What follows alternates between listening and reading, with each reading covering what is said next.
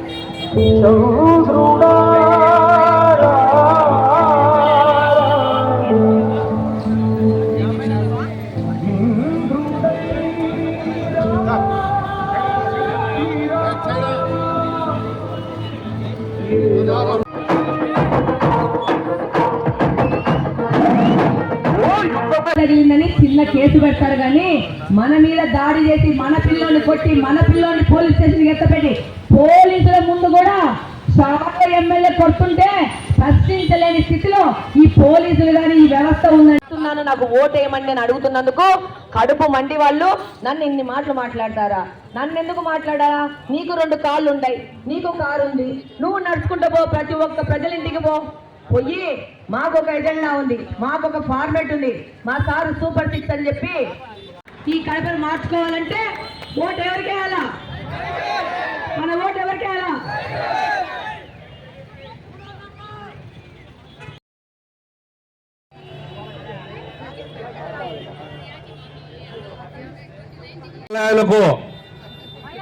మా ఇంటి ముందు మీటింగ్ పెడితే వేల జనాలు వచ్చేస్తారు, నాకు అవమానం అయిపోతుంది, తెల్లగుడ్డేసుకోవాలి నేనని భయపడి పోలీసు వాళ్ళ మీద ఒత్తిళ్లని తెచ్చి పోలీసు వాళ్ళని ఒత్తిడి చేసి ఈడ వద్దు ఆడ జరుపుకోమని భయపెట్టాడు.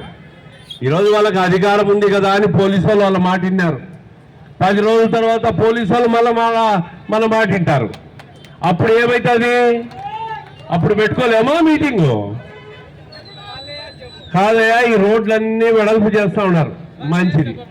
ఈ బిల్డింగ్ ఎవరితో ఆయనే అంట కదా, ఈ పై నుంచి కిందికి.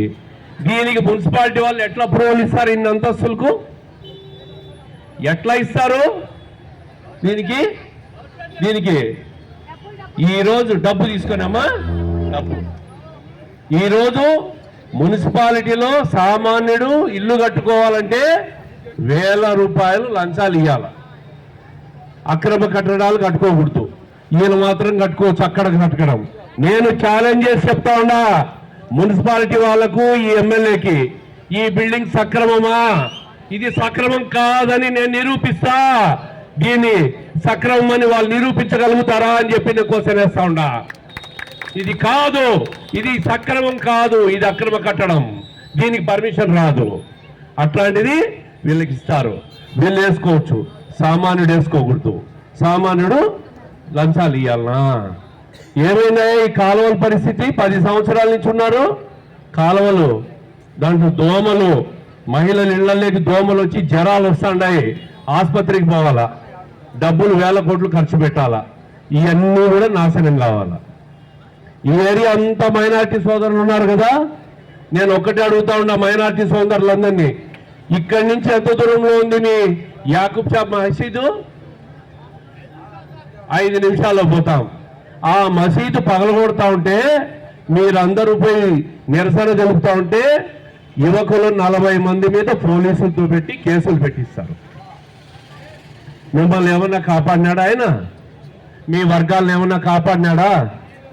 రఫీక్ షా దర్గా స్థలం అన్యాక్రాంతం అయిపోతా ఉంటే కాపాడినాడా? మళ్ళీ మీరు ఎందుకు అడగరు? ఆయన్ను ఎవరిని కాపాడినాడు ఆయన? ఆయన కాపాడుకుంటా ఆయన సౌకారు అయిపోతున్నాడు. ప్రజలు ఎట్లా పోయినా ఆయనకి ఏం సంబంధం లేదు. ఈరోజు దిక్కు తెలియడంలా, నిద్రపట్టడంలా తెలుగుదేశం పార్టీ జయకేతనం వేయబోతా ఉంది. దీన్ని ఎవ్వరు ఆపలేరు. రాష్ట్రంలో చంద్రబాబు నాయుడు గారి కూటమి అధికారం చేపట్టబోతా ఉంది. దీన్ని ఎవ్వరు ఆపలేరు. భయము పట్టుకునింది, గుండెల్లో రైలు పరిగెత్తా ఉన్నాయి. తడిగుడ్డ వేసుకొని పంచంలో నెత్తనేసుకొని పండుకునే పరిస్థితి వస్తా ఉంది. వీళ్ళకు అహంకారంతో విర్రవిగి ప్రతిపక్షాలను ప్రజా సమస్యల మీద ప్రశ్నిస్తే నీ ఇష్టం వచ్చినట్లు మహిళలను చూడకుండా మాట్లాడతారా? పోలీసులు నీ చేతల్లో ఉండారు, అధికారం నీ దగ్గర ఉందని మాట్లాడతారా? అధికారం పోయిన తర్వాత ఏంటి నీ పరిస్థితి? ఎమ్మెల్యే గారు ఒక్కసారి ఆలోచించుకో. టీ బంకు పోతే టీ గుడి ఎవడు కూడా ఆ పరిస్థితి వస్తుంది. ఈరోజు రోడ్ల వెడల్పులో చాలా మంది ఇక్కడ ఉన్న ఆస్తిపరులందరూ కూడా నష్టపోయినారు.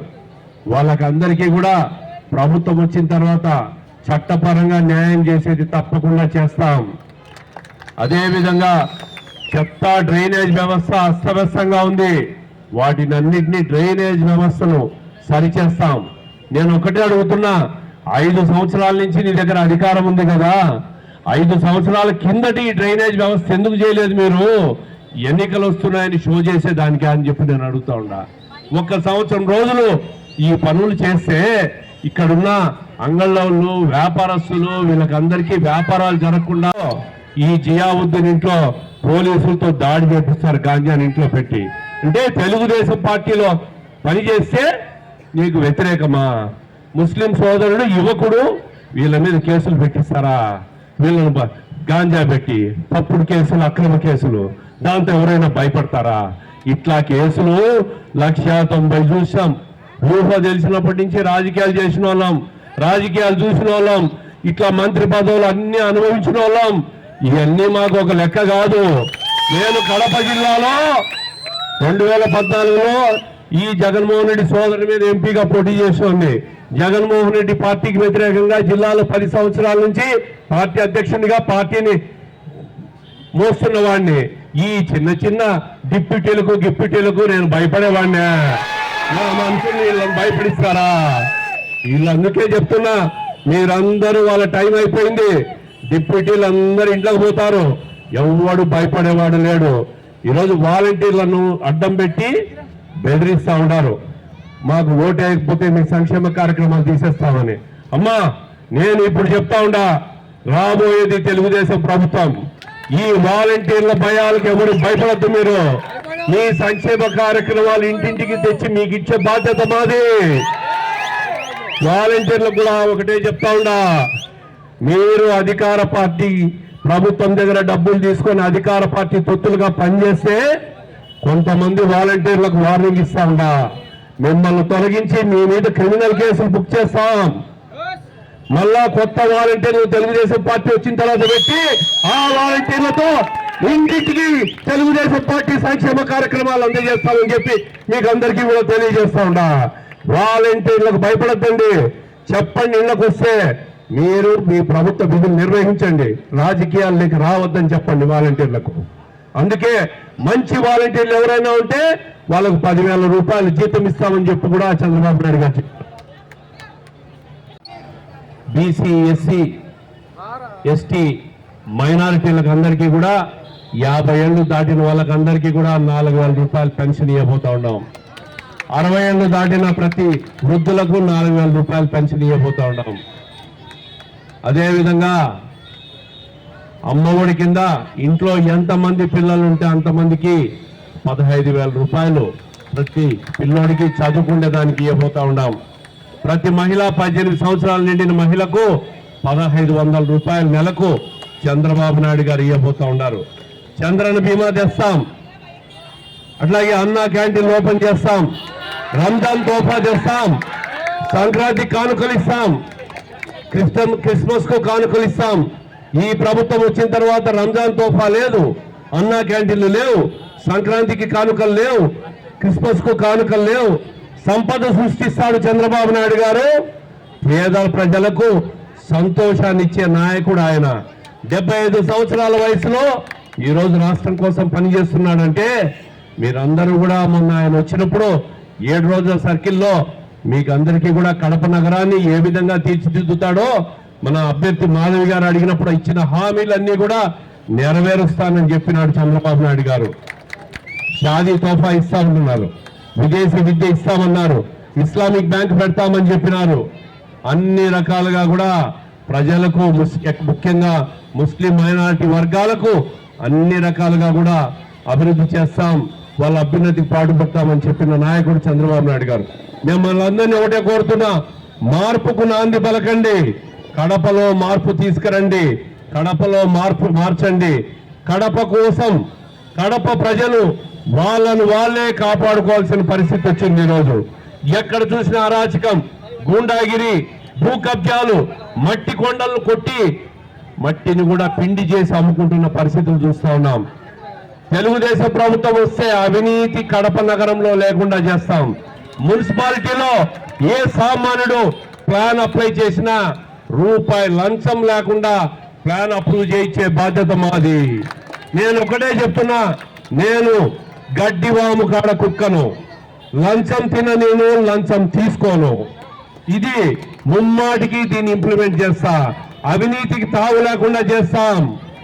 ఎవ్వరూ కూడా ధైర్యంగా రోడ్లలో ప్రతి మహిళ తిరగాల. శాంతి భద్రతలకు అత్యధిక ప్రాధాన్యత ఇస్తాం. ఎక్కడా కూడా ఎవ్వరు నిర్భయంగా ఎక్కడైనా తిరిగే పరిస్థితిని తీసుకొస్తాం. నోరు ఇప్పాలంటే ఇప్పుడు భయపడతా ఉన్నారు. ఆ పరిస్థితి ఉండదు. తెలుగుదేశం ప్రభుత్వం వచ్చిన తర్వాత అవినీతి చేసిన, భూ కబ్జాలు చేసిన వాళ్ళందరినీ కూడా చట్టపరంగా జైలుకు పంపించే వరకు మేము ఆగమని చెప్పి ఈ సందర్భంగా తెలియజేస్తూ, రేపు 13వ తేదీ తెలుగుదేశం పార్టీ ఎమ్మెల్యే అభ్యర్థి మాధవి గారికి ఓటేయండి. ఎంపీ అభ్యర్థిగా భూపేష్ రెడ్డికి ఓటేసి కడప జిల్లాలో కూడా తెలుగుదేశం పార్టీ గెలుపుకు మీరందరూ సహకరిస్తే అన్ని రకాలుగా కూడా మీకు మీ భవిష్యత్తు బాగుంటుంది. నగరాన్ని బాగు చేయాలా, ఒక స్వచ్ఛ కడపను తయారు చేయాలా, క్లీన్ కడపను తయారు చేయాలా. ఈ కాలువలు అనేది కనపడకుండా చేస్తాం. బయటికి సోకులు చేస్తా ఉన్నారు, కానీ లోపల చూస్తే మురికి కాలువలు. మరి ఈ మురికి కాలువలను నీట్ గా చేయాలని ఇంగిత జ్ఞానం కూడా లేదా ఈ పాలకులని చెప్పి నేను అడుగుతా ఉన్నా. అందుకే చెప్తున్నా, పైకి మెరుగులుగా దిద్దాల్సింది అంతర్భగ అందం ఉండాలా. బాహ్య అక్కడ మా అక్క చెల్లెళ్ళు వచ్చినారు. ఇది కడపలో వచ్చిన మార్పుకు నిదర్శనం. ఏమ్మా అందరు బాగున్నారా? సాబ్ ఖైరత్ హే, సబ్కో సలాం అలైకుం. ఈరోజు ఇంకా వారం రోజులే ఉంది మనం ఓట్లకు పోయేది. తెలుగు అర్థమవుతుంది కదా మీకు? తెలుగు అర్థమవుతుంది కదమ్మా? ఈరోజు కడపలో ఆకాశంలో సగభాగం మహిళలకి ఈరోజు అవకాశం ఇచ్చినారా లేదా? మన అవకాశాన్ని మనము విజయం పొందాలా లేదా? మన సమస్యల పరిష్కారానికి మనమే మహిళలకు పోరాడాలా లేదా? పోరాడాలి. పోరాడకపోతే మన సమస్యలు తీర్చడానికి ఆకాశం నుంచి ఏ అద్భుతము, ఏ మెరుపు రాదు. మన కోసం మనమే పోరాడుకోవాలా, మన సమస్యలు మనమే ముందుకు రావాలా, పరిష్కరించుకోవాలా, ధైర్యంగా ముందుకు పోవాలా. మన ఆర్థిక స్థితిగతులను కూడా మనమే మార్చుకొని మనము కూడా సొంతంగా సంపాదించుకునే పరిస్థితికి మనం అందరము రావాలా. ఈరోజు ఇక్కడికి వచ్చిన టీడీపీ, జనసేన, బీజేపీ కార్యకర్తలు, నాయకులు, అలా ఇక్కడ చంద్రబాబు నాయుడు గారు కడప లాంటి నియోజకవర్గంలో మహిళకు అవకాశం ఇవ్వడం అనేదే పెద్ద విషయం అయితే ఈ 8 నెలలు ఎన్ని ఆటుపోట్లు ఎదుర్కొని ఎన్ని సమస్యలను ఎదుర్కొని ఇక్కడ పోరాటం చేయవలసి వస్తుందో మీ అందరి కళ్ళ ముందు విదితమే, మీ అందరి సాక్ష్యమే. ఈరోజు ఇక్కడ ఎన్నో అవమానాలు, ఎన్నో మాటలు, ఎన్నో బాధలు పడ్డా కూడా ఇక్కడ మహిళల కోసం వెనక్కి తగ్గకుండా ముందుకు రావాలనుకున్నాం. ముందుకు వద్దామా? ఈరోజు కడపలో ఎండలు ఎట్టున్నాయమ్మా? చాలా ఎండలున్నాయి. ఎండలు ఎట్టున్నాయంటే ఇంట్లో కూర్చుంటే కూడా కూర్చోలేని పరిస్థితికి ఈరోజు ఎండలున్నాయి. అంతేకాకుండా కడప నియోజకవర్గంలో ప్రజలు కూడా అంతే మండుతున్నారు, ఎండల కంటే ఎక్కువ మండుతున్నారు. ఈరోజు ఇక్కడ 10 సంవత్సరాల నుంచి ఎమ్మెల్యే అయ్యాము, మేము గెలిచాము, మీకేం తెలుసు? మీరు సర్పంచ్ అయ్యారా, కార్పొరేటర్ అయ్యారా, వార్డు మెంబర్ అయ్యారా అనుకున్న వాళ్ళు ఏం సాధించారనేది ఈరోజు మీరందరూ ప్రశ్నించాలా? అధికారంలో ఉన్న నాయకుడు తన జేబులు నింపుకున్నాడు కానీ మనకేమన్నా చేశారా? అక్కడ చూడండి కాలువలు, ఇక్కడికి కరెక్ట్గా 100 మీటర్ల దూరంలో ఉంటాడు. ఆ కాలువ చూడండి, ఆ కాలువలు రిపేర్ చేయించుకోలేదు, తన సందులో మురికి క్లీన్ చేయించుకోలేదు. కానీ నేను 10 సంవత్సరాల నుంచి ఎమ్మెల్యే అంటాడు. మండలా మరి? మండుతుందా లేదా? ఏమక్క మండుతుందా లేదా? అభివృద్ధికి కేర్ ఆఫ్ అడ్రస్ గా మార్చాల్సిన కడపని అవినీతి, అక్రమాలు, కబ్జాలు, గూండాగిరి, దౌర్జన్యాలకి కేర్ ఆఫ్ అడ్రస్ గా మార్చినారు. ఇక్కడ గెలిచిన వాళ్ళు మళ్ళా అంటారు మేము 10 సంవత్సరాల నుంచి ఎమ్మెల్యే అంటారు. ఏమక్క మండదా? వారికి దక్కిన మంత్రి పదవి హోదాని కడప ప్రజల సంక్షేమం కోసం కాకుండా తన ఆస్తులు, తన బంధువుల ఆస్తులు, అనుచరుల ఆస్తులు పెంచుకోవడానికి ప్రయత్నం చేసినారు. కానీ కడపకేమన్నా చేసినారా?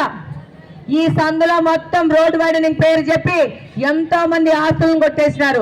ఎంతమందికి ఇక్కడ నష్టపరిహారం ఇచ్చినారనేది మనము ప్రశ్నించుకోవాలా? ఇక్కడ నష్టపోయిన వాళ్ళు ప్రశ్నించాలా? ఈరోజు రోడ్లు మరిచారు, విద్య మరిచారు, వైద్యాన్ని మరిచారు, నిర్లక్ష్యం చేశారు, సంక్షేమాన్ని గాలి కొదిలేశారు, పారిశుద్ధ్యాన్ని పట్టించుకోలేదు. మన పక్కనే అక్కడే ఉంది పారిశుద్ధ్యం ఎట్టుందో. ఈసారి అంటారు కడపలో ఇరుకు రోడ్లు ఉన్నాయి కాబట్టి మేమేం చేయలేమంటారు. ఇరుకు రోడ్లుంటే ఇరుకులో మురికిలో ఉండాలా? మీరే సమాధానం చెప్పాలా? ఇరుకులో మురికిలో ఉండాలా? ఏమ్మా సమాధానం చెప్పండి. ఉండాలా? మనము మురికిలో ఉందామా? లేదంటే లేదు అని చెప్పండి. ఎట్టని చేదు మురికిలో ఉన్నాము. 2024లో ఉన్నాం. మనకు కూడా శుచి శుభ్రమైన వాతావరణము, క్లీన్ ఎన్విరాన్మెంట్ కావాలా, పరిశుభ్రమైన వాతావరణం కావాలా. లేకపోతే దోమలు వచ్చి మనకు జబ్బులు చేసి మన పిల్లోళ్ళు, భార్యలు, భర్తలు ఆరోగ్యం పాడైపోతే వేల రూపాయల డబ్బులు హాస్పిటల్ ఖర్చు పెట్టుకొని మనం సంపాదించుకున్న డబ్బులు అర్ధం భాగము వైద్యం కోసం ఖర్చు పెట్టుకునే పరిస్థితి ఈ కడప నగరంలో ఉంది. ఈరోజు గాంజాయితో కడపను ముంచెత్తారు. ఎవరు దీనికి కారణం? ఎవరు కారణం? ఈరోజు హజ్ హౌస్ ని నాశనం చేశారు. ఎవరు దీనికి కారణం? మన పిల్లల భవిష్యత్తును నాశనం చేశారు. ఫీజు రియంబర్స్మెంట్ అన్నారు, బటన్ నొక్కాడన్నాడు, వచ్చినారా ఫీజు రియంబర్స్మెంట్? వసతి దీవెన 20,000 అన్నాడు, వచ్చిందా? ఎంత వచ్చింది? 10,000 వచ్చింది.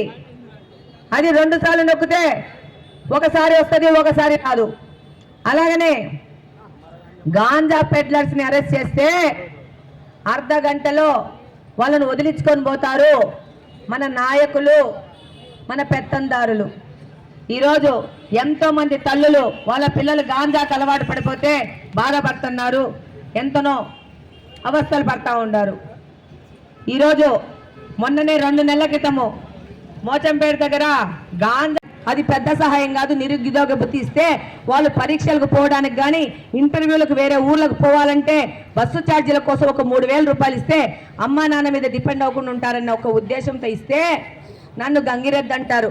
మీరు పోవచ్చు, మీరు ప్రతి ఒక్క ఇంటికి పోవచ్చు, మీరు చెప్పచ్చు, మీరు కబ్జాలు చేస్తారని చెప్పుకోండి, భూములు ఆక్రమిస్తామని చెప్పుకోండి, ప్రజల మీద దాడి చేస్తామని చెప్పుకోండి. మీరు మీరు చెప్పుకోండి ఆడవాళ్ళ మీద దాడి చేస్తామని.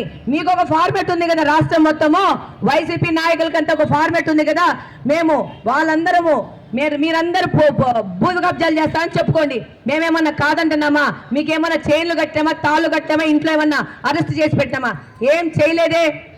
ఈరోజు ఈయన ఉన్న మస్జిద్ మీద దాడి జరిగితే పిల్లోళ్ళు ఆయన మీద కోపం వచ్చి ఏదో చేస్తే వాట్సాప్లలో వీడియోలు పెడితే ఆ పిల్లోళ్ళందరూ మా ముస్లిం అన్నదమ్ములందరినీ పోలీస్ స్టేషన్లో వేసి అరెస్టులు చేసి రాత్రిపూట పోలీస్ స్టేషన్లో పెడతారు. ఎందుకయ్యా? నీ తప్పులు కరెక్ట్ చేసుకొని ఆ పిల్లోళ్ళకి అండగా ఉండు. అది చేతగాలే, నువ్వు ప్రశ్నించావు కాబట్టి నిన్ను తీసుకుపోయి పోలీస్ స్టేషన్లో వేయాలా, నీ మీద కేసులు పెట్టాలా, నిన్ను ఆర్థికంగా మానసికంగా నిన్ను ఇబ్బంది పెట్టాలా. ఈ విధంగా 5 సంవత్సరాల నుంచి పోతుంటే మేము పోరాడుతుంటే మా మీద కూడా దాడి చేయడం మొదలుపెట్టినారు. ఈరోజు పింఛన్లు అడిగితే నా చేత ఏమీ లేదు, ఎంపీ గారు మాత్రమే ఇస్తారన్నారు. మరి ఎంపీ గారు ఇస్తే ఎంపీని ఒక్కనే ఎన్నుకుంటాం కదా, మరి నువ్వెందుకు మాకు? నువ్వు ఇవ్వలేవు కదా, పింఛన్లు ఇప్పించలేవు, రేషన్ కార్డులు ఇప్పించలేవు, ఏమి ఇప్పించలేవు. మరి ఇప్పించలేనప్పుడు మాకెందుకు? ఎంపీ ఇస్తా, ఎంపీ దగ్గర ఇప్పించుకుంటాం. అదే మళ్ళీ నేను చెప్పేది. ఎందుకు నీకు చేతగానప్పుడు నువ్వెందుకు రాజకీయాల్లో? హ్యాపీగా ఇంట్లో కూర్చో, వ్యాపారాలు చేసుకో, కావలసినంత సంపాదించుకున్నావు కదా, ఇంకా ఉండిపో. పోటీ చేసి గెలిచి మా ఆడపిల్లలకు కావాల్సిన పింఛన్లు రేషన్ కార్డులన్నీ మేము ఇచ్చుకుంటాం. మేము ఇచ్చుకొని మా పిల్లల కోసం మేము పాటుపడతాం, కష్టపడతాం. నీకెందుకు రాజకీయాలు? ఈరోజు ఇంకా మనము నన్ను అన్నాడు కెమెరాస్ పెడతారు, ప్రతి ఒక్క గుంతలో కెమెరాస్ పెడతారు. నేనైతే పెడతానన్నా, అక్కడున్న మురికి కాలువలో మాత్రం నేను కెమెరా పెడతా. కెమెరా పెట్టి ప్రతి ఒక్క అన్న తమ్ముడు చూపించకుండా అయితే నేను ఉండను, ప్రశ్నిస్తాను. నువ్వు 5 సంవత్సరాల నుంచి ఏం చేసినావు అనేది నేను ప్రశ్నిస్తాను.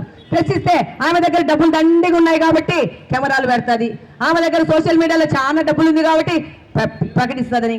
అయ్యా, నేను కెమెరాలు పెట్టడం సంగతి అటుంచు, నీ డిప్యూటీ సీఎం ఆఫీసు ముందే రోత మురికి కాలువ ఉంటే నువ్వు క్లీన్ చేయించకపోతే నేను కెమెరా పెట్టినాకనే నువ్వు క్లీన్ చేయించుకుంటున్నావయ్యా. నీ ఇంటికి 100 మీటర్ల దూరంలో ఉంది గుంట. ఈ గుంటను మూసి సరిగ్గా చేయాల్సిన బాధ్యత లేకపోతే దీన్ని రాష్ట్రంలోని ప్రజలకందరికీ, కడప నియోజకవర్గ ప్రజలకందరికీ చెప్పి బుద్ధి తెప్పించి దీన్ని క్లీన్ చేయిస్తాను. నేను చెప్పినప్పటి నుంచి నువ్వు చేస్తావు, లేకపోతే 4.5 సంవత్సరం ఏసీ వేసుకొని పండుకొని నిద్రపోయినావు తప్పితే. ఇది ఆయన ప్రాపర్టీనంటమ్మా, ఆయన ఆస్తినంట. ఆయన ఆస్తి ముందు కూడా ఆయన క్లీనింగ్ చేసుకోలేడు. ఇంకా మనకేం చేస్తాడు? మన బతుకులేంటి? ప్రశ్నించుకోవాలి మనమే. ఆయన ఇంటి ముందునే ఆయన బండి మీద ఇంత పెద్ద 4 అంతస్తులు కట్టాడు, కానీ ఆ గుంత క్లీన్ చేసి పాపం ముసలోళ్ళు పిల్లోళ్ళు గుంతలో పడితే ఏమవుతారని ఆలోచన లేదు, ఎవరి గురించి ఆలోచన లేదు. మనం 4 అంతస్తులు కట్టామా, 10 అంతస్తులు కట్టామా, మినిస్టర్ కళ్ళు ప్యాలెస్ కట్టుకున్నామా, ఇంకా 10 వెంచర్లు వేసుకున్నామని తప్పితే ప్రజల గురించి ఆలోచన లేదు, ప్రజల బాధల గురించి ఆలోచన లేదు. కానీ ప్రశ్నిస్తే మాత్రం గంగిరెద్దు అంటాడు, బుడబుక్కలు అంటాడు, సోషల్ మీడియాలో ట్రోల్ చేసి మానసికంగా బాధ పెట్టాలనుకుంటాడు. కానీ నీ చేత కాదు నన్ను బాధ పెట్టడము. నువ్వు బాలేసుకొడితే అంతకంటే ఫోర్స్గా వచ్చి నిన్ను తగులుతాను, గుర్తుపెట్టుకో. ఈరోజు 80,000 ఇల్లు తిరిగినాను, ప్రతి పింఛలెక్కించిన అన్నిటి మీద పూర్తి అవగాహనతో ఇక్కడ ఉన్నాను. అన్ని ఎక్కించి మీకు అందరికీ తోడ్పాటు ఇదే విధంగా రేపు గెలిచి ఇక్కడ పని చేస్తానని మీకు అందరికీ వాగ్దానం చేస్తున్నాను. ఏమ్మా, మనకి 5 రోజులు ఏమక్క, మనకు రోజు నీళ్లు తాగే హక్కు లేదా? మనకు రోజు నీళ్ళు వచ్చే హక్కు లేదా? హక్కు ఉందా లేదా? నాకైతే హక్కు ఉంది. నేను కార్పొరేషన్కి ట్యాక్స్ పే చేస్తున్నాను. నేను ఈ కార్పొరేషన్ ఆదాయానికి నేను కూడా ఒక వనరు. నాకు హక్కు ఉంది. మీకున్న హక్కు? మీకున్న హక్కు. మనకు రోజు నీళ్లు రావాలా వద్దా? మరి ఏం చేస్తున్నాడు ఇక్కడ గెలిచిన ఆయన? 5 సంవత్సరాల నుంచి ఏం చేస్తున్నాడు? ఈ రోజు 5 నెలల నుంచి 4 నెలల నుంచి మనకు నీళ్లు లేవు. రంజాన్ లో మా అక్కలు చెల్లెలు ఎంత ఇబ్బంది పెట్టారో నాకు తెలుసు. వాళ్ళ ఇళ్ళకు పోయి కూర్చుంటే నీళ్లు లేక వాళ్ళు ఎలా పట్టుకున్నారో నా కళ్ళతో నేను చూసినాను. వాళ్ళ బాధ నేను చూసినాను. ఈ రోజు ఈ నీళ్ల సమస్య గురించి ఒక్క ప్రెస్ మీట్ పెట్టాడు, ఒక్క పత్రికా ప్రకటన ఉండదు. జాగ్రత్తగా తప్పించుకొని పోతున్నాడు. కానీ మహిళలను మాత్రము గంగిరెద్దు అంటాడు, ఫ్లెక్సీలో రాంటాడు, ఆడోళ్ళని ట్రోల్ చేయాలంటే ముందు వరుసలో ఉంటాడు. ఈరోజు ఇలాంటి పరిస్థితి నుంచి మనం బయటికి రావాలంటే వారం రోజుల ఓట్లున్నాయి. మనం ఓట్లు వేసుకోకపోతే మన ఇంట్లోకి వచ్చి కూర్చుంటున్నామంటారు. ఏమక్క వీడికి వస్తారు, ఈ సందులో ఉంటే నీ ఇంట్లో వచ్చి కూర్చుంటారు. రేపు ఓటు వేయకపోతే, సైకిల్ గుర్తుకు ఓటు వేయకపోతే నీ ఇంట్లోకి వస్తాడు, వాళ్ళ ఇంట్లోకి వస్తాడు, ఈ అయ్య ఇంట్లోకి వస్తాడు, ఆ అక్క ఇంట్లోకి వస్తాడు, అందరి ఇంట్లోకి వచ్చి కూర్చుంటానని చెప్పి పత్రికా ప్రకటన ప్రకారము నీ ఇంట్లోకి వస్తాను, ఏం పీక్కుంటావు పీక్కు అని చెప్పినాడు. నా ఇంటికి కూడా వస్తానంటున్నాడు. ఓట్లు వేసుకొని వీళ్ళని ఇంటికి పంపించకపోతే మన ఇళ్ళలోకి వస్తారు, మన ఇళ్ళలోంచి మనల్ని బయటికి తరుగుతారు.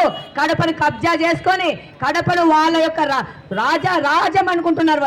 వాళ్ళ రాజ్యం అనుకుంటారు. 2 సార్లు మనం గెలిపించిన పాపానికి మనల్ని బానిసల్లాగా చూసే పరిస్థితికి ఈరోజు తీసుకుపోయినారు. ఈరోజు వాసన్న గురించి అంటారు, ఏం చేసినాడు వాసన్న, ఏం చేశాడని చెప్పి. వాసన్న ఎమ్మెల్యే కాదు సార్, నువ్వు చెప్పినట్టు వాసన్న కార్పొరేటర్ కూడా కాదు, నువ్వు చెప్పినట్టు వాసన్న ఎంపీ కూడా కాదు. కానీ ఎంత మంచి మనిషి అంటే ఏ పదవి లేకున్నా ఆధ్వర్యంలో జరిగింది అని గొప్పగా చెప్పుకుంటున్నాం. ఈ రోజు నుంచి నువ్వు ఈ రోజు తిరుగుతున్న రవీంద్రనగర్ బ్రిడ్జి కట్టింది ఎవరు?